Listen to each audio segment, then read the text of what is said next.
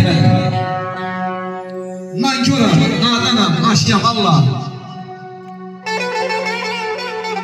Təqsiri ara mənim, seçmədim. Ömrüm günüm seviş bilməz heç mənim. Necə deyil günahımdan keçmənim. Bütün günahlarım başyam Allah. Gah əkində oldu, gah da biçində. Ötüşdü həyatım minah içində. Keçdi cavanlığım günah içində.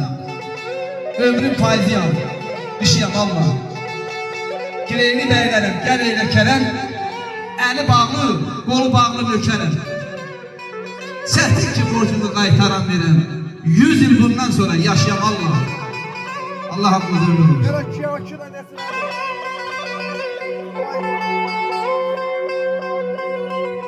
Ermənlə inciyəm, ermənlə yüksəm.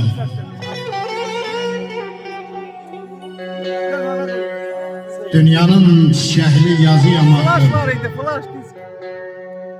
Allah bir ömür verir koca dünyada. Yəqin ki ondan razıyam axı. Solan bir çiçəyəm, solan bir güləm. İstədim insanı sevindirəm, güldürəm. Haq yoluna qaytaram, haqqa döndərəm. Dünyanın işvəli nazıyam axı. Bax dəniz düşün dərindən. Kim qutarıb çərxi verə əlindən. Bir xəbər, bir soraq var gedənindən, gələnindən. Yuxularım ən şirin, yozmalıyam. Axı, yozmalıyam axı.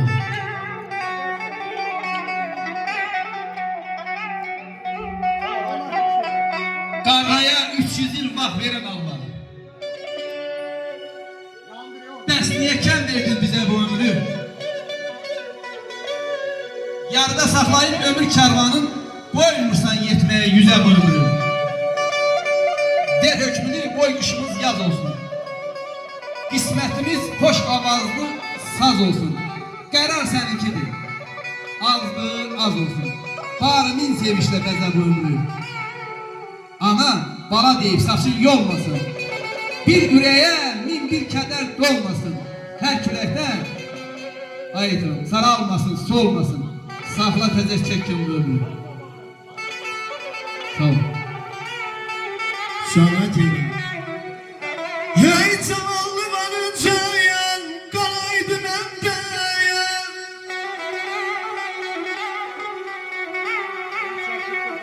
Zavallı varınca kalaydı məndə.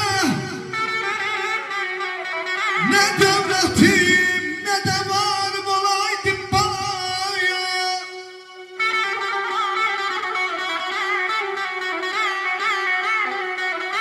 Düşmez diyeyim her vefasızın dalınca ben. Ayel deniz eğer elde ihtiyarım olaydı, olaydı.